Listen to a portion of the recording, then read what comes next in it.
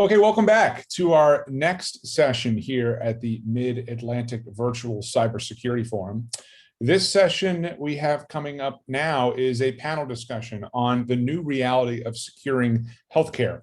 I do want to thank our partners at Entrust for not only supporting this panel discussion, but for supporting this program overall. If you have any questions for our panelists during this discussion, please utilize the chat functionality within the Zoom platform to submit any and all questions. Okay, I think with that said, I would love to once again welcome our editor-in-chief, Mark Haglin, onto the virtual stage, as he will be serving as moderator for this panel discussion. So Mark, the floor is yours. Thank you so much, Matt, and thank you everyone for returning and rejoining us. I am so excited to have this panel of experts. We're going to kind of dig in deep and broad here. I am pleased to welcome Tara Matthews, Brian Wells, and Brad Butlick. Welcome, panelists. We're going to talk about securing the network, and this session, of course, comes after that really interesting session by the guys at Penn, who talked about exactly how they develop network segmentation. So very interesting presentation that we just had, and I learned a lot. I'll probably bring a couple of points into this discussion. First, before we plunge in, I'd like to ask each panelist just to describe themselves for a moment, their title, their role in the organization, and their connection to the topic. So ladies first, I'm going to begin with Tara. Welcome, Tara. Hi, thank you, Mark, and it's great to be here. Thanks for having me. So Tara Matthews, I'm at Einstein Healthcare. We're a very large provider, healthcare organization in Philadelphia. I am currently the CISO. I've been in technology for 30-some years, had flavors of every version of type of technology, from the vendor space to the consumer space to provider. So have a lot of different knowledge set, but I'm happy to be at Einstein now for the past 5 years. Thank you so much. Brian. Sure, Mark, thank you. My name is Brian Wells. I'm the CTO and CISO at HealthShare Exchange in Philadelphia. HealthShare Exchange is a regional HIE covering southeastern Pennsylvania part of the region, with some also connections into New Jersey and Delaware. I've been in healthcare IT for 41 years, hard to believe, probably 2/3 of that on the vendor side and 1/3 at various providers. And it's actually exciting to now be kind of at the place where it all comes together, payers, providers, and vendors all working together in our environment in HealthShare Exchange. And we're really excited to be sharing data across the continuum around the region. Wonderful. Thank you so much, Brian. Brad, welcome. I hear it's hot where you are. Yeah, Los Angeles. Well, not as hot as it is like in Las Vegas or Phoenix, but yesterday it got up to 102 here in Los Angeles, and we're expecting similar today. So yeah, it's a little hot, but it's a dry heat. So yeah, I'm Brad Butlick. I'm the VP of Sales for the Western region of Latin America. So I cover a lot of territory with Entrust. Entrust, if you don't know, is a security company specializing mostly in data protection and authentication.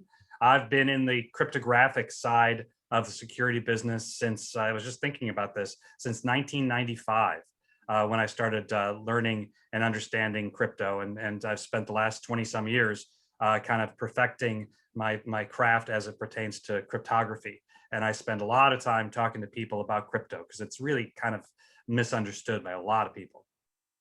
Wonderful, thank you. We're all experienced vets. So what I like to say, I was told once, if you've been around for a very long time, you say you began in the womb. So I've been in healthcare publishing for 32 years. So I think we're all kind of in the same zone here, which is wonderful. Great to have seasoned experts who can speak to these issues. So thank you again, panelists. Let me just start by kind of referencing the landscape right now. We all know, my gosh, the last year has just been unbelievable out in the world. And in the middle of the pandemic, we had these Russian-sponsored attacks, and the threat vectors just seem to be continuously intensifying now. Everyone I talk to, agrees it's not getting better. Or as one cybersecurity expert put it so brilliantly and simply a few years ago to me. Just remember, every time the good guys figure things out, the bad guys move a step ahead. And so we're always going to be challenged, and we're always going to need wonderful experts and professionals like you, panelists, to help our organizations to survive and thrive in this landscape. What I'd like to actually start with just briefly is to talk a little bit about the pandemic, because well, we all know what it was, of course, this thing that crashed into the world. One of the things that we know that happened in US healthcare is we had to move as much patient care delivery to remote as possible very quickly in March and April of last year. We had to move many workers to remote work. And a lot happened very, very quickly. Most people I spoke to in the late spring and early summer said, you know, it was just kind of like this crazed shift, and then we kind of cleaned up the pieces later on. But one of the things that people have told me and my team is it was an interesting time because it showed that we could move quickly, including on security, but it also showed that, you know, a lot of gaps that we had. So let me just start there. We won't spend long on the pandemic, but panelists, what did we learn from the events around the pandemic with regard to securing our networks and our assets? So this is Brian. One thing I learned quickly and was very grateful to learn was that being in the cloud was a huge advantage. We really don't have an on-prem data center. We're very small, but everything we do is in the cloud or hosted by one of our vendors. And so my team could pick up and work from home without a blip because they were already used to working in the cloud. Right. And didn't rely on a local network for their services. Right, absolutely. Tara, what was it like in your organization adjusting to the new kind of crazed reality? Yeah, you know, we were hit with the double whammy, right? So we had all the telehealth, we had to set all that up, and then we had all the workers working remote as well. Yeah. We weren't as fortunate as Brian. We didn't have a lot of things in the cloud. So we had to buy a lot of equipment to expand those services. We were a little behind the times with our workers. We did not have multi-factor authentication up and running. We quickly ramped that up, and I think it was one of the quickest across the board items that we've ever seen take hold. So that was helpful. But telehealth, it was like you said earlier, where it was just a mad dash. We had to get it done. And then we went back and just cleaned it up and said, was this the right approach? Is this the right vendor that we're partnering with? Are they a secure vendor? So it certainly was crazy times. Yeah, I'm not saying this to reflect on your organization specifically at all. One person described the process in many organizations as shambolic, but it was what it was. We needed to move quickly, and everyone understood that. So no one judged anyone for how quickly and kind of wildly they had to make the shift. Brad, you have a nationwide perspective on this. What did you see your customers and other organizations? What was it like for everyone? Well, it's actually from a chronology perspective, I think it was, kind of in the 2018, 2019, people were still relying on perimeter security, and kind of at the beginning of 2020, they were starting to realize that, 90% of every security breach involved the breach of a perimeter. And then in kind of when the pandemic came and really kind of hit us in March, everyone realized that the perimeter now is extended into the home of their employees. So I think it was from a technical perspective, it was a realization that the perimeter can no longer be defined. And companies needed to start looking at methods to secure their assets as opposed to securing the perimeter. And that is still ongoing. They still haven't really kind of figured that one out. Well put. Someone said on one of our panels last year, and I thought it was so interesting. They were like, first of all, you had all of these people working at home, including clinicians, and what about Alexa sitting right behind them, listening to what they're saying, right? And they gave an example of, a physician who's sitting there on a laptop in his living room, and his 8-year-old son runs in and wants to play a game on his laptop, and suddenly who knows what could be happening, right? So we really, yeah, the playing field suddenly kind of like expanded to the point of explosion. And I think it was really enlightening for people. What kinds of operational adjustments that have been made in the last year have stuck or have been expanded? I mean, I know that most organizations want to continue to facilitate as much telehealth as possible. Now, we know that telehealth-based care delivery, even though it zoomed upwards in many organizations, it was as much as 80% of outpatient care. Obviously, inpatient care is inpatient care, but and then kind of slowed down after that. But we know most organizations want to continue to facilitate telehealth, and many want to continue to facilitate high levels of telework in non-care delivery settings, meaning their employees. What kinds of adjustments have been made and that are sticking or that are being maintained or expanded, and that are requiring adjustments in terms of security protocols? I think that all has to do with visibility, right? Yeah. You have, every one of us has seen this. We've all talked about it. And of course, it is a fallacy that there is a perimeter. So there's endpoints everywhere.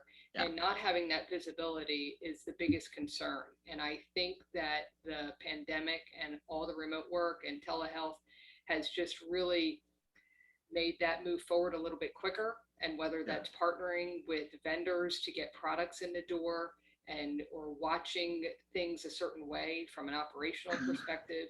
But it really all comes, in my opinion, it all comes down to visibility. I can't protect what I don't know. So for example, as soon as we had implemented a CASB solution, we're looking at the dashboard and we're like, sure enough, we saw those Alexa devices hitting our network. And the great thing was we could turn it off right there. We didn't have to go through a rule or a configuration. We shut it down right away, notified the people who were using it who didn't even realize it was actually attached to the network.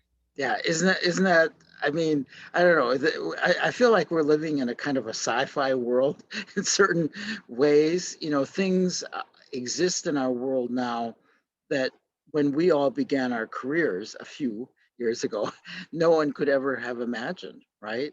There would be listening devices in the home, people would be working in the home, they could somehow attach to a network. I mean, it's a little bit sci-fi. Brad, you've spoken in the past about the fallacy of perimeter security. Tell us what you mean by that and how it applies right now, because I think it's a great phrase. Yeah, well, it is. I've actually done personal studies on this, and the perimeter security is actually embedded in our DNA. We have been protecting the perimeters since the first time that the cavemen could put a couple rocks together and make a wall, and that's really kind of the way it's been for thousands of years. And we're just used to doing that. And each time before, it was the protection of physical assets. Yeah. And it's really only been about the last 70 years, and I have to really extend myself to go to 70 years to like the first computer, where we started dealing with digital assets, and we've been applying security in that way. I mean, it's like everyone that's on this panel has probably heard the expression that security should be applied in layers like an onion. I mean, anybody that's in the security space remembers that phrase. And I think now that particular paradigm has to be completely thrown away. Chop it up, put it in your salsa, get rid of it. But what needs to be done now is people need to start looking at things as kind of links of a chain. Security is now links of a chain, and there's individual links that make up the chain. One of the links is going to be perimeter security, but there's other links like authentication that Tara mentioned. There's going to be, if it's cryptography, there's going to be key protection and key generation and key management. All these things have to be put together in a link. And if you're a CIO or CISO of a company, you need to look at all those links Yeah. and then make sure that each one of them is appropriately strong. Because it's the hackers now are coming in, analyzing every one of those links and going, there's the weak one. Right. And we still have we still have a fundamental issue in healthcare that's never going to go away. And that is the number of individuals who are potential leakage points on the perimeter, meaning practically everyone working in a healthcare organization. I love to tell this one story. Years ago, I interviewed a cybersecurity consultant who worked in 3 industries. She worked in financial services, the nuclear industry, and healthcare. And I thought that was really fascinating. So I said to her in our interview, well, what's the difference between the nuclear industry and the healthcare industry in security, of course? And she said, well, think about it. Would you be able to figure out the email address for someone working inside a nuclear power plant? Of course, you couldn't. Like, none of us could. However, it's the easiest thing in the world to find the email address of someone working in a hospital purchasing department, right? Like, you call up and you say, oh, well, I'm with a vendor and we were sending some packages, but we're not sure what happened. Who is your, assistant director of purchasing? Well, it's Dottie.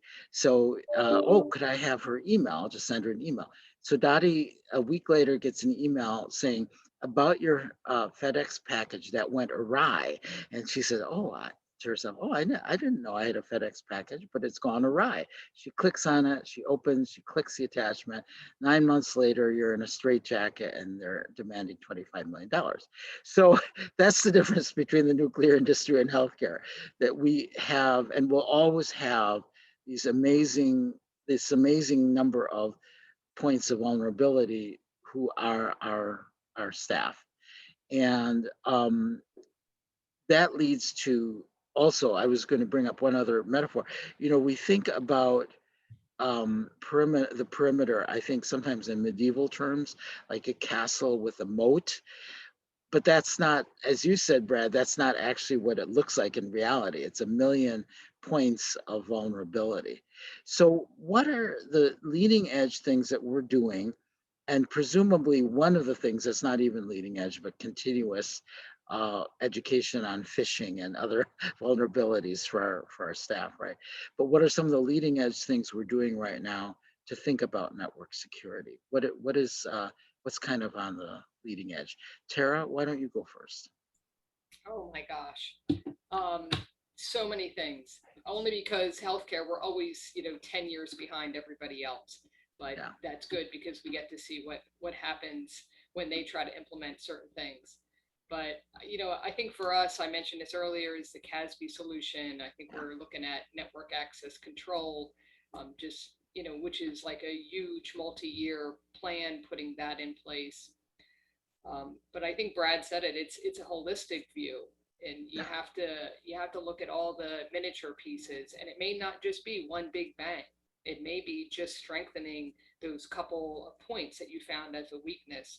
And I know, at the end, you're probably going to ask, like, what is some of the things that people can do? And I would say the number one thing you need to do is get outside help. Don't be shy about it. Get somebody in to assess your environment, because sometimes you just don't see it because you're wrapped in it all day long. Have somebody from the outside check that for you, give you an assessment. Don't be upset if it comes back with news that you need to upgrade a few things. It's the best thing that can ever happen to you, because it shows you more visibility, more of those vulnerabilities, and you can start protecting the organization better. Yeah, exactly, Tara. And yes, you're also psychic, because I was going to ask that. But but I love your word visibility, which is so important. What have you learned about visibility into vulnerabilities? What probably are many CISOs not even maybe fully aware of, or they haven't thought through yet? So this is Brian. We're high trust certified, right? And we go through a high trust certification every 2 years, and interim assessment in between. And that provides us a lot of visibility, because we really are mandated to do vulnerability assessments, penetration testing, on and on and on. One of the things that hit me that I didn't even dawn on me was when the vulnerability assessment project was that we have our policies on our website. we have many, many, many policies as an HIE about what we do with data and how we treat things. And all of our security policies are public on our website. And some of them had some allusions to certain technologies or certain approaches that could potentially provide, an attacker with at least knowledge of our environment, more than I wanted them to have. And it just, it kind of got away from me. And so we went through all our policies and, started redacting stuff left and right to make them less obvious about how we do things. And it wasn't super, risky, but why give anybody any sort of advice as to, what we do and how we do it? So that was one thing that surprised me, came out of the visibility part of the assessment. Interesting. I call that the jewelry store doesn't put the name of the safe on the front window. Right. It's Exactly. important not to do that. Right. Like you write a note saying, only if you came between 9 p.m. and midnight would you be able to pierce our perimeter, right? Something like that, right? Tara, you were about to say something because I know for visibility, what you've learned. Yeah, I think the other thing is, the third-party vendors that you deal with. In years past, it was like, okay, we're going to do a vendor assessment and maybe they have a SOC 2 Type 2 and that's good enough. Well, it's not good enough anymore. We need to do more of a deeper dive. We keep seeing more and more of these third parties that we work with that are being breached, and how it affects us and our patients. So I think that was very eye-opening as well. And what do we have to do for that? Yeah, Brad. Yeah, Terry, you bring up a really interesting point. I run into this all the time. I'm a vendor, I admit it freely, but I'm a crypto vendor and I know crypto really well. But there's a lot of companies that are out there that have crypto as part of their solution, and they will go into an organization like yours and try and pull the wool over your eyes because crypto is hard. So one of my recommendations is that, because most of the security systems that you're going to implement within your company are going to be crypto related. My hope is that people listening to this session really kind of go out and start increasing their internal knowledge on crypto, so that when the vendor comes in trying to pull the wool over your eyes, you can ask them the appropriate questions, and because they will do it. And that's unfortunate. I run into so many times that the companies I deal with really are not very knowledgeable as it pertains to crypto. I do sessions on the history of crypto and how to define cryptography. And I usually start off my session by saying how many people can tell me the difference between symmetric and asymmetric crypto, which are the two building blocks of all cryptographic solutions. And on average, it's about 5% of the security professionals at my presentations. It's really sad. I mean, we have to, as companies, understand this stuff better, or your vendor's going to be walking all over you. And that's one of my pieces of advice. Learn more about crypto, because that is the one point that's going to secure your networks, whether it's the perimeter, the internal, or your authentication. That's all going to be done on cryptographic basis. Yeah, I think that's great advice. And, Mark, maybe that's a session that should be added to one of these summits someday. You're in. Well, I do, like I said, I have a nice presentation on the history of crypto and why it's so relevant to today's crypto and going forward. And I think it's, more people, even just your general layperson, should know more about what's involved in crypto so they can understand why a company might implement it. And that goes back to a marketing, companies should market the security that they're implementing. If you force security on your employees without telling them why you're doing it, you're going to have some people going, why do we need this? So it's really important to tell them why you're putting it in place. Yeah. Could you context for us cryptography in the context of overall identity management? Because I think I'm not even completely clear on that. Well, from if you have like a two-factor authentication solution, you usually have, one factor is going to be a password, and the second factor is going to be some type of a token. The token in that particular case might be a smart card. It might be a USB device. It might be, some type of a code that's being generated on a phone that has to be entered in, much like the secure ID that RSA had there years ago. All of that in the back end to create that secure cryptographic element is using crypto. So, and the thing about the cryptography today is you cannot kind of reverse engineer it. You can't listen in to a cryptographic element and then replay it. Right. So that's what makes it so valuable and so powerful. Yeah, exactly. What percent in your view, Brad, what percentage of patient care organizations are even decent in terms of that area right now, their development of that area? From a healthcare perspective? Yeah. I think the number is very few, and I think it's because cryptography is expensive. It's hard to understand, and at the end of the day, and I think this is one of the topics we're going to be talking about. It's very hard to calculate the return on investment. Yeah. Actually, you gave me a wonderful segue. That's where I was going next. But let's talk about ROI. Well, let me put it this way. Let's talk about the discussions that you all have with the C-suite and board.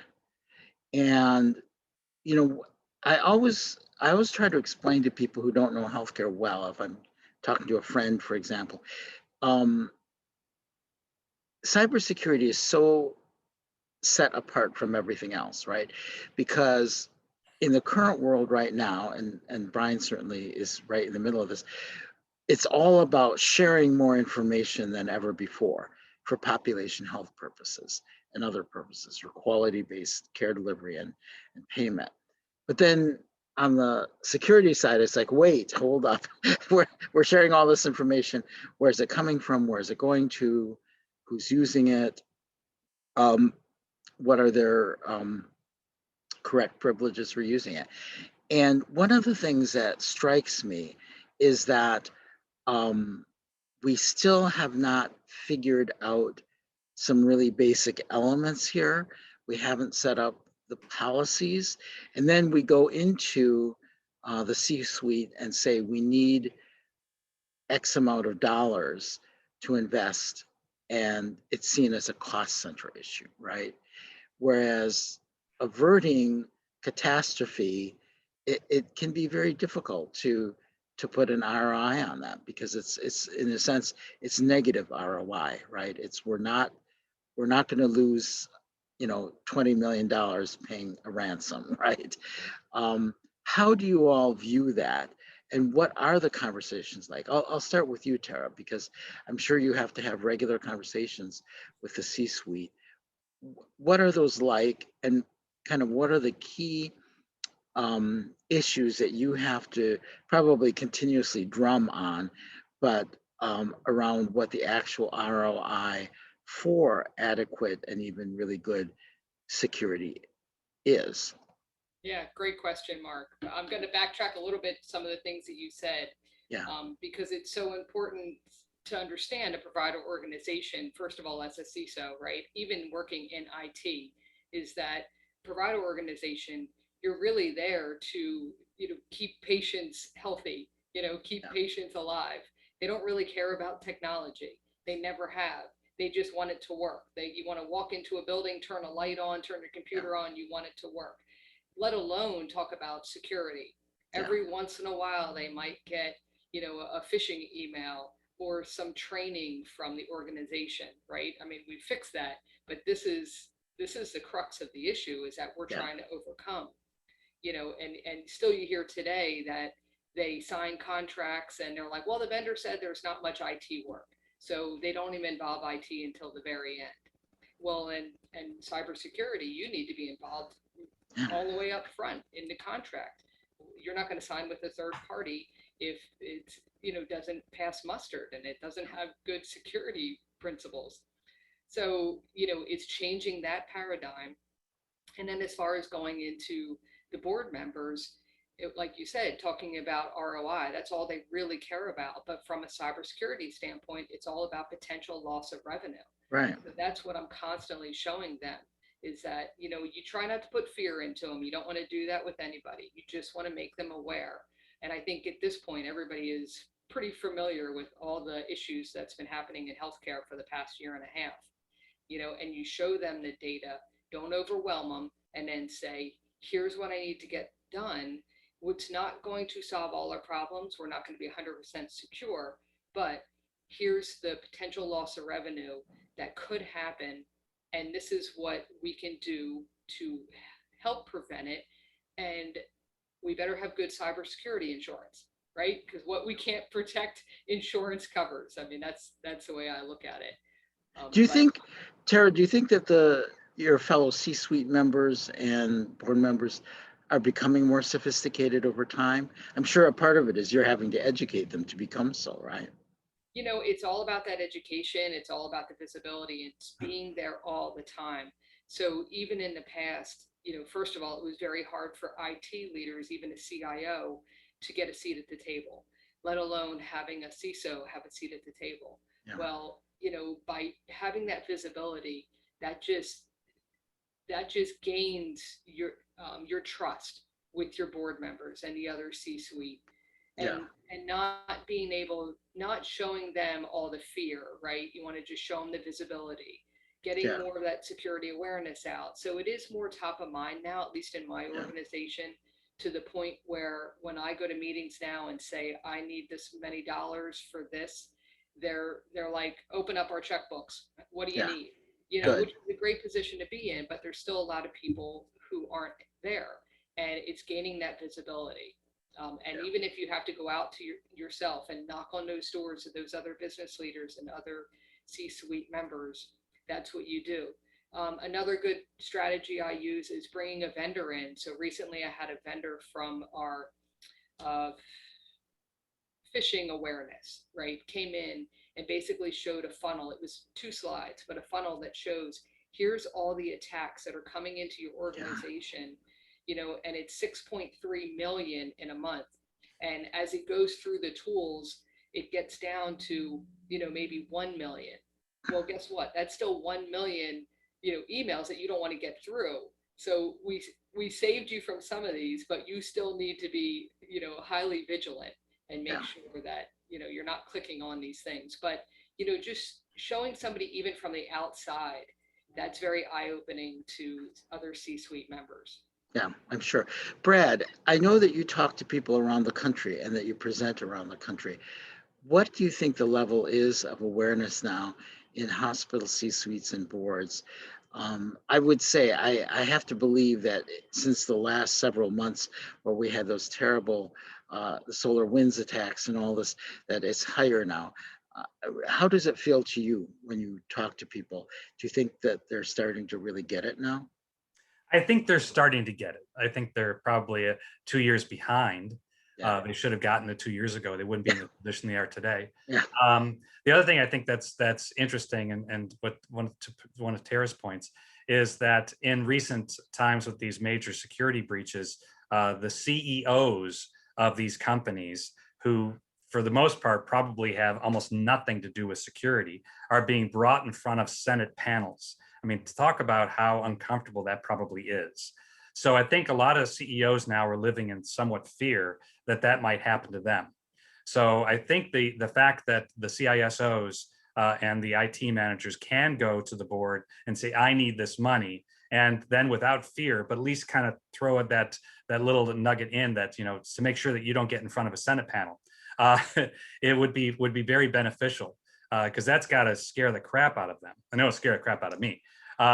So, but I think I like what Tara's doing from an educational standpoint. Yeah. Because the board members, I mean, they understand their business. Security is not their business.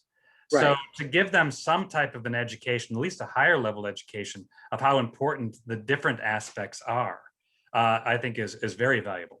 And, you know, again, you know, going back to that perimeter security thing, I guarantee you, every board member is still thinking in the moat, castle, barbed wire concept. Yeah. So to educate them past that point is going to be a challenge. Yes. Yeah, it is. Brian, what's your perspective on this? So I'm fortunate in that I have a very supportive C-suite and board.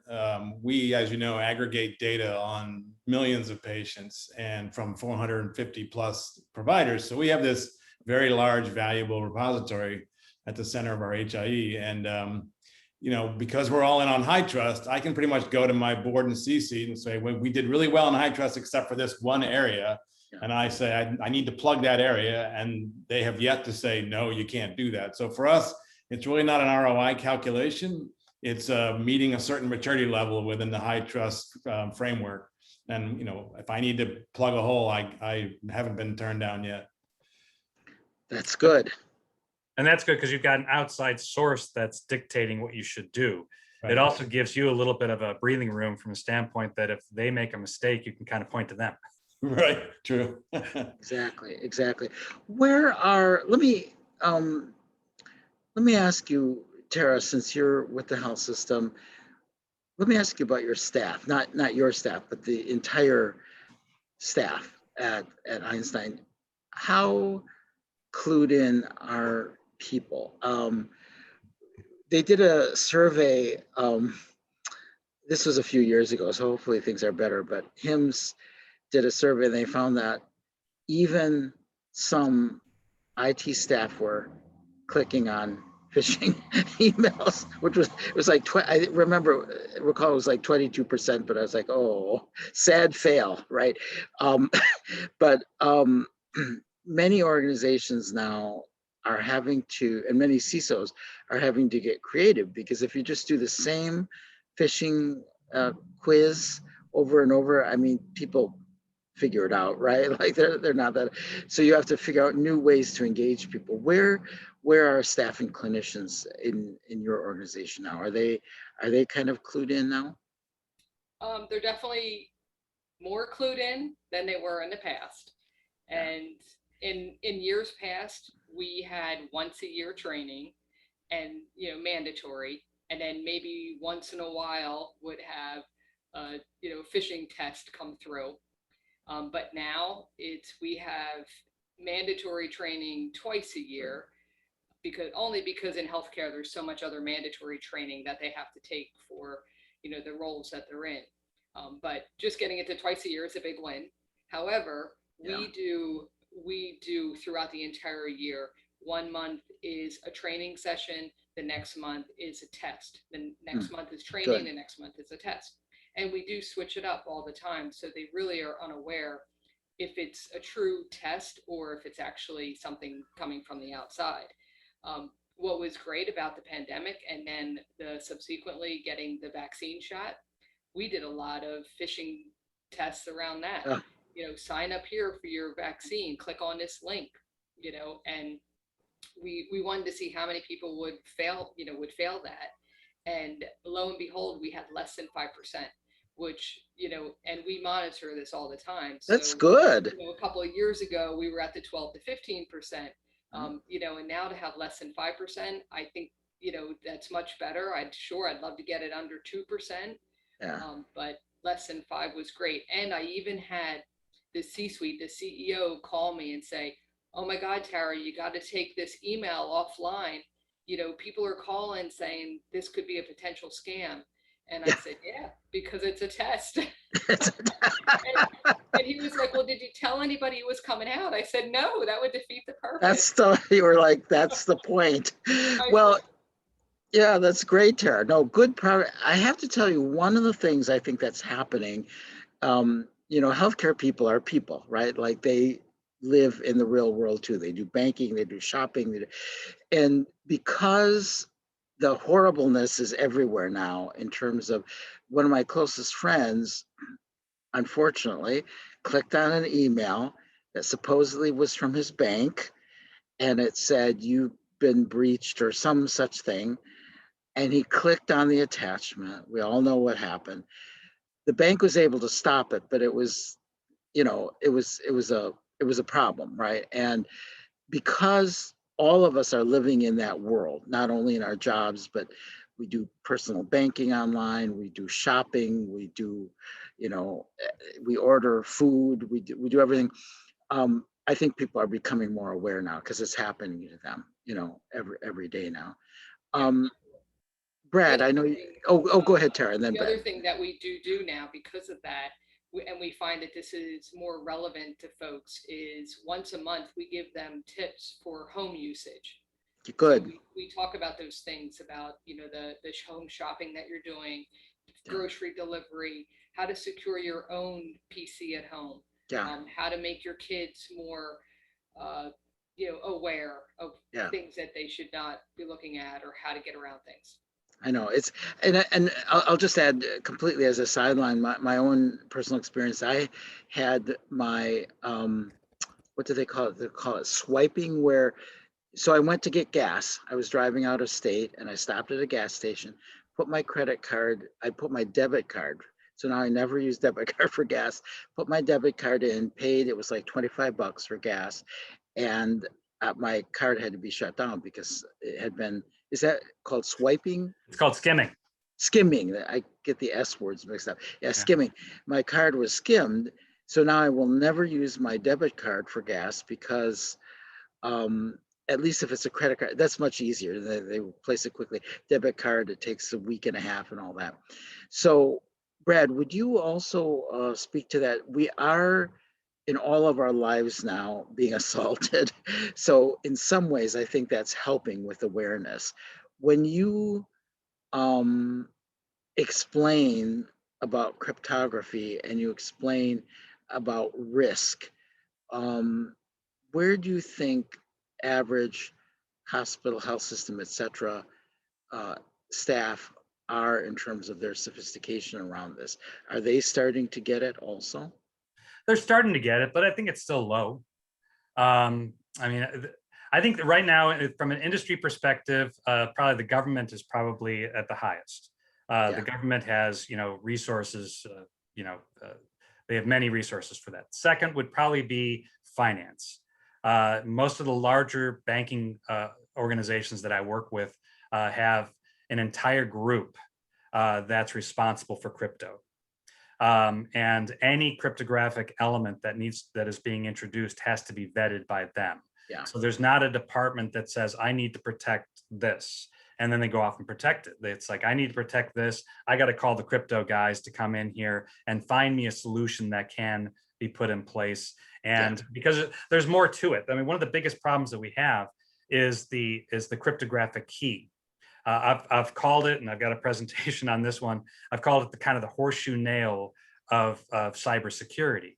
It's the absolute smallest part of anything in an organization, but it is absolutely the most important piece. If that cryptographic key gets found or compromised, everything that the company has done that's based in that key is lost. So if you remember the old poem about losing a horseshoe nail, that end up losing the horseshoe, that ends up losing the horse and the rider and the battle and then the war and then the kingdom. So it's the same thing all the way through. So, people just, companies are the larger companies that are implementing these cryptographic centers of excellence are starting to realize that they have to get control of that cryptographic key from a management perspective and from a protection perspective. Because trust me, if companies have systems in place with crypto today, they're going to have many more tomorrow. They're going to have a lot more in a couple of years, because it is the only thing that can be done to protect data, whether it's from a penetration, a perimeter perspective, from a software protection perspective, from an authentication perspective, public key cryptography, encryption, code signing, digital signatures, all that stuff is based on crypto. So everything that companies are doing for security, short of that, security guard with the gun, is based on a cryptographic element. So understanding that more is imperative. And I don't think healthcare has gotten to the point where they've dedicated internal resources to understand it as much as others. Yeah, thank you for that. I appreciate it. Brian, you're sitting in such an interesting position because you're with an HIE, which is all about sharing data. What have you and your colleagues learned about what's most important as you go forward security-wise? One thing that happened with the pandemic was that the HHS issued a HIPAA waiver. So now all of a sudden HIPAA was kind of not thrown out the window, but was relaxed in a way, in a very nebulous way. And we found that the public health agencies that surround us came knocking on the door saying, give us your data. We want to do contact tracing. We want to do early detection of COVID positive cases. And we jumped in and helped it the best we could. But that whole era, that whole period was really kind of strange for us to what's legal, what can we share, what can't we share? these aren't providers, they're not covered entities. How do you give data to the, Montgomery County? How do you give data to the city of Philadelphia? On and on and on. How do you share vaccine data now? That's a big question we're wrestling with. And so the sharing in a pandemic, the sharing need took off. And now with vaccine passports and things, we're hearing about companies that are screen scraping patient portals to try to get data with patient authorization, but they're screen scraping the portal to pull data into a repository so they can do things with that data around COVID or vaccines or whatever. So the need to share and the desire for sharing is really going through the roof, especially as ONC and HHS, the CARES Act comes out, and the CARES Act now mandates that payers and providers offer APIs for patients and vendors to call, fire APIs to pull data in real time out of the claim systems or out of the clinical system to give to the patient. And then now, does the patient realize that they're now this kind of intermediary? And if it's in their possession, is it now outside the zone of HIPAA? And who's protecting that data? And does the vendor that wrote the app that the data is feeding understand HIPAA? And are they, on and on and on and on. So those are the things that we are getting embroiled in on a more increasingly basis every day.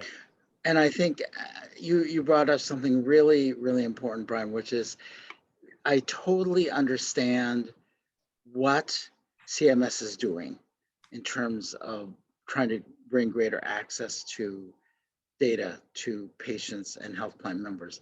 I think in principle, it's terrific. In practice, it's what you described, which is like this Gordian knot of problems where no one can, right? It reminds me of, why has the personal health record never flourished? Because no one wants to manage it, right? We've had discussions. I remember someone who shall remain nameless, who's kind of a futurist, who 30 years ago said the personal health record is everything. Well, look at what's happened now. It's not, and it's very simple. No one wants to manage it. Right. And no one wants to be responsible for the complexity. So and there's this concept of, if the patient, and when you go to see a provider, you sign a HIPAA waiver and you give consent to that provider to do things with your data. But now, Apple now provides the ability to pull your data down to your iPhone. Yeah. And then you can then share that with someone else. Well, what does the patient really understand what they're doing and who they're granting that power to, and how to restrict that power or pull it back? And it's going to lead to, I think, a really ugly breach of a lot of data here in the future. Right. It's terrible to say, but I think most patients don't really understand any of this, really. I mean, not beyond the most basic level. So we have just enough time. You are all luminaries, and I would like each of you to give our audience a piece of advice and a brief prediction for the future, what will happen in the next couple of years related to everything that we've been talking about. So I'll turn to you first, Tara, if I may. I gave my advice earlier. Well, I know, right? You have to come up with new advice, or you can just reprocess the previous advice. No. But definitely have some assessments done, even if you're getting high trust done. Get some type of certification, because that will help gain visibility. Talking to your board, try to make it relevant for them. If you have to gamify it for them or show them diagrams or some analogies that work for them, whether it's a type of car or something that resonates with them, that sometimes you do have to do that to get visibility. And I think for the future, I think Brian and you were talking about it with the data and the patient with their data, and how that's going to be protected, and where the onus of security lies for that data. So many times I think we're so quick to, just as we're accepting cookies, right? When you go into a website, anything you do, Facebook, Apple, whatever, you're always hitting accept. Nobody reads those terms and conditions. And now they're going to have even more data in their fingertips. And I don't believe they do have an idea what's happening with all that. So I think that's going to be a big concern in the future. Yeah. Thank you so much. Brian. So I've been doing this a long time, and they always say that with every computer advance, things are going to get easier. And that has not been true ever, right? You're working harder, it's more complicated. iPhones are getting more and more and more and more complicated to use. And, and so I think it's not, one piece of advice is it's not going to get any easier. It's just going to get harder, more players, more layers, more technology, more and more of everything. Very difficult. A piece of advice, if you're a CISO and you're not having weekly meetings with your privacy officer, you need to do that. You need to know your privacy officer and talk about privacy, because they really interweave and overlap a lot, and they have to be, you have to work together with those folks. And then I think one prediction for the future is, just as we're now seeing Apple offer the ability to opt out of being tracked on your phone, and you can block apps from tracking you from site to site to site, pretty much eliminating cookies on your iPhone is kind of what they're doing. I think patients are going to begin to opt out more and more and more. In fact, I think we're seeing that at HSX, where more and more patients are saying, I don't want my data to flow downstream. I don't want my emergency room visit to be known by my primary care provider. Now, you'd think that's crazy. Like, why wouldn't you want your doctor to know? But I think we're going to see, just like on the ad tracking world, we're going to see this, you can't have access to my data. And that's going to make healthcare even harder, because you're not going to know, going to go back in time. When it was paper, you didn't know what was on that record. Now everybody can know what's on the EMR record. In the future, I think it's going to go back the other way. And it's going to be driven by the patients, refusing to share their data. And I think we're going to need real patient/consumer education on why data is being shared for good purposes, because otherwise, yeah, I think that could be very bad otherwise. I agree, Brian. Brad, recommendations, advice, and prediction. My recommendation is that people, again, stop looking at security as being applied in layers, and to start isolating and analyzing each of the individual components that make up your security profile, and then analyze whether or not you're spending the proper amount of money to make sure that that is secure. And one of the things I've done recently is I've developed kind of cartoons. I don't know if you can see this one, about crypto, just to get people to understand. It's kind of difficult and tough, but it takes the concept of the onion and turns it into the salsa, like talked about. And the other thing is, look at the amount of money that you are spending on your perimeter security. I talk to CIOs and CISOs all the time, and they say, "Oh yeah, we know this. The perimeter is porous." I said, go to your accounting department and have them provide you last year's numbers on the amount of money you spent by category or by company, and I guarantee you're still spending the majority of your money on the perimeter. So take some of that money from the perimeter, add it to the protection of your data. Definitely start protecting the data itself in its position. If you can, as a CIO or CISO, take the position that my perimeter has already been penetrated. It was penetrated 100 days ago. And my result is going to materialize in 50 days from now. So you have to take the position that they're in your network, because they probably are. I mean, SolarWinds, now they're saying that those people were probably in the network for what might be about 450 days before they came to light. So, and they say there were possibly 1,000 people involved. So you need to start looking internal to protect your data and look at all those different things. And my prediction is that people aren't going to do it. And they're going to have a data breach, and they're going to find that there's some weak link that the hackers are going to exploit, and they're going to get access to the data because they're not looking at it as a holistic, everything has to be secure in order to be completely secure. People are still concentrating on certain aspects. And the final thing from a recommendation perspective is get knowledgeable on crypto. Find somebody in your organization or develop a department, depending on your size, and get your keys under proper control, management, and protection. Thank you. I appreciate that. So I'm so glad that you mentioned SolarWinds. I was reading recently, because one of my interests is in linguistics, and I don't speak Chinese. I speak several languages, but not Chinese. But I was reading about how the Western idea that the word crisis in the Chinese characters actually is danger plus opportunity. It turns out that's not quite right. However, it's a nice thing to refer to anyway, even though it turned out not to be true. But I think that SolarWinds will have been a kind of bizarre gift to us, because I remember when the news broke of it, thinking, finally, there's a disaster so big that it's hitting the mainstream media and getting real coverage.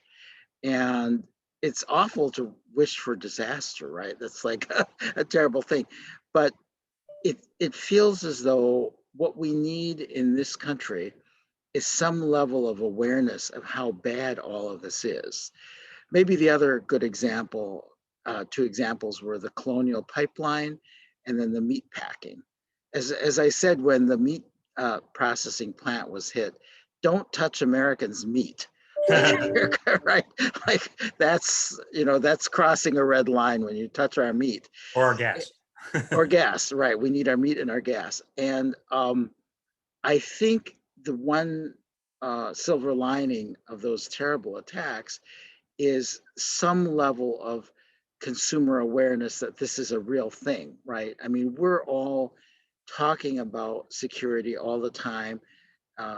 Somebody like Tara, that's your title, right? Like you live it. But the average American is still kind of out there, right?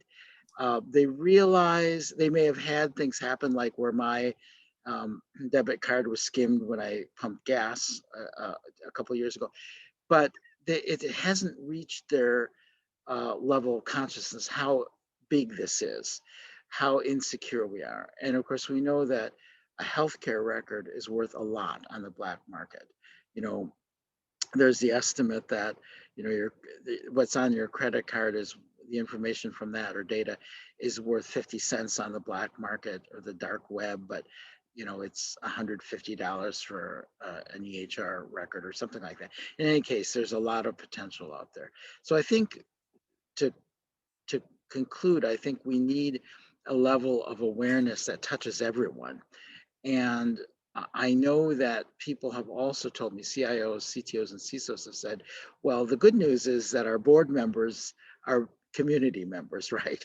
So they're out in the community. Some of them, like our bank CEOs and our, the CEOs of the local grocery store chain or whatever. So they're also out in the community. So if we can achieve in this country a level of general awareness among consumers of how insecure our data is and how challenging it is to maintain security in our healthcare systems and other systems, information systems, I think that will help.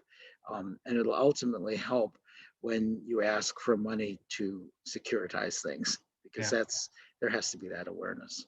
Mark, unfortunately, I think the amount of misinformation about these things is confusing the public. I mean, I've been tracking the SolarWinds thing for a while, and the last time I checked, there has been over 1,500 articles written about it. I mean, if you ask somebody today with regard to the Colonial Pipeline attack, did the hackers bring down the pipeline, the majority of the people will say yes.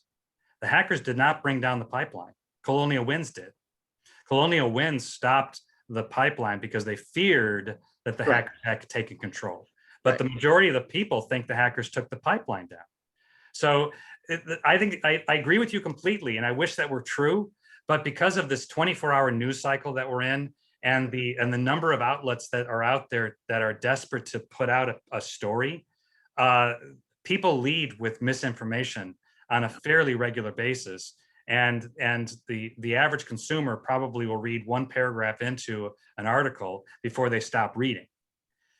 So that's the unfortunate thing is, yes, if there was somebody and some source that people could go to that would give the truth on what these situations were, then I think you'd accomplish your goal. But right now it's people are confused. Like, they think that everything they do is going to get hacked by a hacker.